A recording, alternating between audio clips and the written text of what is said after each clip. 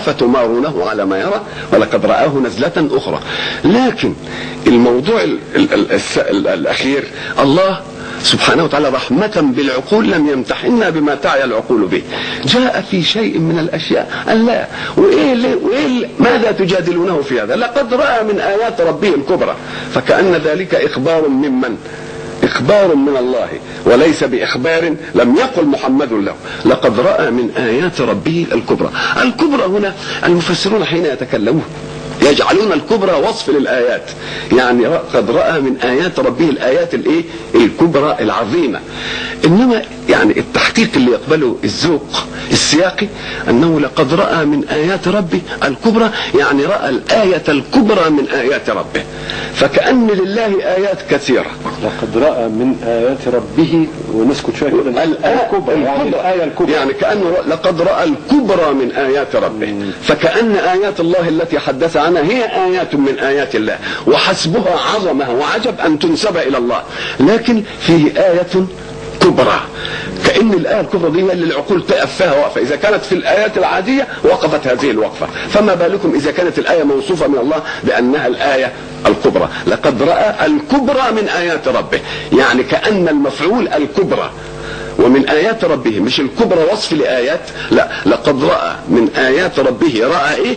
الآية الكبرى. الآيات الكبرى دي اللي أعلى من الآيات دي. اللي أعلى من الآيات دي إيه؟ لا شك هو كان معه جبريل في الأرض، كان يشاركه في هذه المراعي، وفي السماء برضه كان معه جبريل. وكان ما دام بقى الكبرى لازم تفكر في المرحلة الأخيرة، في المرحلة الأخيرة اللي لا جبريل قدر عليها ولا أحد من الملائكة، وانفرد رسول الله صلى الله عليه وسلم.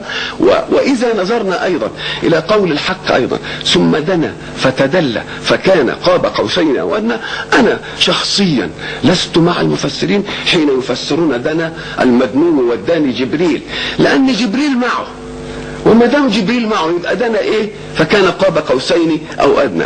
ذلك ملحظ اخر يعطينا ان الدنو لقد ثم دنا فتدلى لشيء اخر من ربه او ربه منه إناس بما يكون من رؤية الحق، من رؤيته للحق او من كلام الحق له. هنا أنا ما يديش معنى التجسد مثلا او التحيز او معلش اذا قلت لي بالتساؤل ده. شوف يا سيدي، احنا قلنا ان الله سبحانه وتعالى موجود وانا موجود،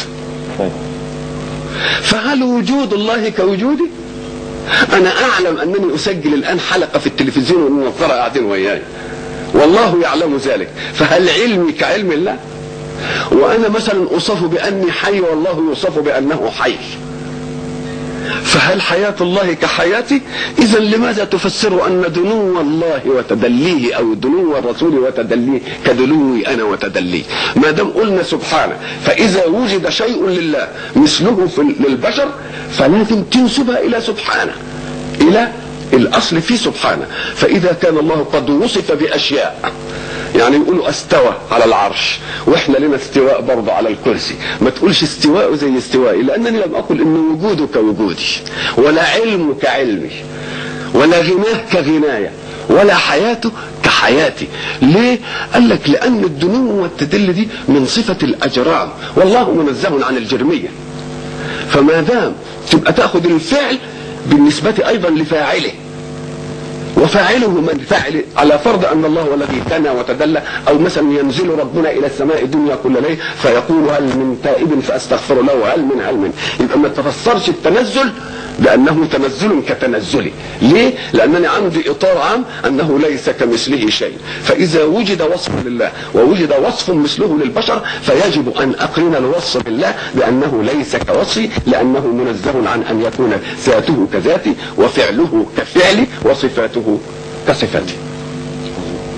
طب فضيلة الأستاذ الشيخ محمد متولي الشعراوي، يمكن نحب نتناول المرائي أو المناظر إذا صح التعبير اللي شافها الرسول عليه الصلاة والسلام في عملية الإسراء، ولماذا كان هذا النوع بالذات من المرائي؟ يعني بنلاحظ زي ما ذكرنا في صدر الحلقة تخييره مثلا بين اللبن والخمر واختيار اللبن، انه يمر على ناس بيزرعوا وبيحصدوا في نفس اليوم او في نفس الساعة ودول المجاهدين، انه ناس مثلا لهم مشافر كمشافر الابل، ان ناس بتاكل كرات من النار وبعد وبعدين يقول بل اللي بياكلوا اموال اليتامى. ليه الصور دي بالذات؟ ايه دلالتها وايه معناها؟ هذه هي وغيرها يعني. هذه الصور بالذات منهاج الرسل دائما خطباء الفتنة.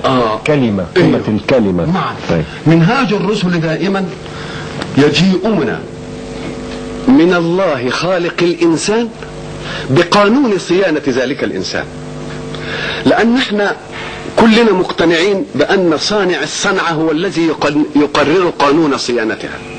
صانع التلفزيون هو اللي يقول قانون صيانته كذا واستعماله كذا، وليؤدي مهمته يفعل كذا، وإن أصابه عطب فرده إلى مهندسه. كل صانع صنعة من البشر هو الذي يضع قانون هذه الصيانة.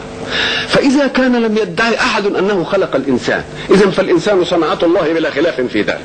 وما دام الإنسان صنعة الله، فالله هو الذي يحدد قانون صيانة ذلك الإنسان. لا يخلق الله خلقه وبعد ذلك يتدخل الخلق ليضعوا قانون الصيانة له. نقول له دي أحالة كما أذهب أنا بالتلفزيون إلى الجزار وأقول له صلح لي التلفزيون. نقول له لا، الذي يضع قانون صيانة الشيء هو الذي خلق. ألا يعلم من خلق؟ والذي يدلك على ذلك أن كل تشريع من تشريعات البشر إن أحسننا الظن برغبتهم في الخير ورغبتهم في الإصلاح هنحسن الظن بهم. كل قانون كان عرضة انه يتغير ويتبدل، والقانون ده يروح والقانون ده يجي، ولا يبقى قانون من قوانين وضع البشري الا ببقاء الصوت الذي يحميه. فاذا ذهب الصوت الذي يحميه انحل القانون بطبيعته. اذا فوراء كل قانون بشري قوة تحميه. حين تذهب هذه القوة القانون البشري يضمحل. وبعد ذلك نجد ان القوانين البشرية تقنن للنفس الإنسانية. ماذا عرفتم من النفس الإنسانية؟ أنتم تعرفون زاوية وتجهلون زوايا. نفس الإنسانية إيه؟ ليست بطنا ومعدة فقط، ليست عقلا يعي ويفهم فقط، ليست وجدانا فقط، ملكات متعددة. أنتم إلى الآن لا تعرفون عدد هذه الملكات، فكيف تقننون لشيء لا تعرفونه؟ إذن فهم يعرفون شيئا فيقننون له ويتركون الملكات الأخرى النفسية جائعة. فماذا يحدث للإنسان المشتمل على كل الملكات؟ ملكات فيه شبعة وملكات جائعة، يحصل التمزق والقلق النفسي. دليل على ذلك ان مثلا الجماعة اللي خدين نظام الاقتصاد هو ده كل شيء في الدنيا، نقول لهم السويد في الإحصائيات أرقى دولة في مستوى المعيشة، فرد مرفه واخد حظه قوي، ومع ذلك الإحصائيات أكبر دولة في انتحار شبابها وفي امراضهم العصبيه والجنونيه والى اخره. يبقى ده دليل ايه؟ على ان مش البطن كل حاجه، مش الحياه الماديه كلها، فيه ملكات جائعه في هذه النفوس. والا فما الذي يدعو الانسان انه ينتحر ويسيب الحياه؟ ينتحر ويسيب الحياه عنده قلق، ما هوش عارف مصدره ايه ولا مش عارف علاجه ايه. لان في ملكات نفسيه جهلها البشر فلم يقننوا لها، وان قننوا لها فتقنين من لم يخلقها. اذا فالحق سبحانه وتعالى هو الذي خلق النفس البشريه وهو الذي يقنن لها. فالرسل جاءوا لتنظيم حركة الحياة في ذلك الإنسان بقانون صيانته. فما دام الرسل دي مهمتهم، إذن سيتعرضون لقوانين اقتصادية، قوانين سياسية، قوانين علمية، قوانين اجتماعية، قوانين خلقية، هتعرضوا لأشياء كثيرة، قوانين تعبدية. في القانون التعبدي اللي ربنا بيقول تقرب إلي بكذا، العقل ملوش مجال، لأن الله يقول لك تقرب إلي بأنك تصلي لي 5 فرض بشكل مخصوص. لكن في القوانين التانية اللي تتعلق بنظام المجتمع، سياسة أو اجتماع أو إلى آخره، ناقشها ما شئت بعقلك وقارنها بأي قانون اقتصادي في العالم، فستجد إن القوانين اللي وضعها الإسلام لزوايا الحياة الاجتماعية هي المتفوقة وهي ذات السبق. وبعد ذلك التعبديات الله قال لك تقرب إلي بكذا، يبقى أنا أتقرب إليه بكذا. فما عدا التعبديات ناقشها بعقلك وقارنها في أرقى مستويات، فتجد السبق والتميز وتجد الاستيعاب. والدليل على ذلك أن الأشياء التي كان أعداء الإسلام يأخذونها على الإسلام حينما يعدلون هم قوانينهم، كلما عدلوا القانون يلتقي مع وجهة نظر الإسلام.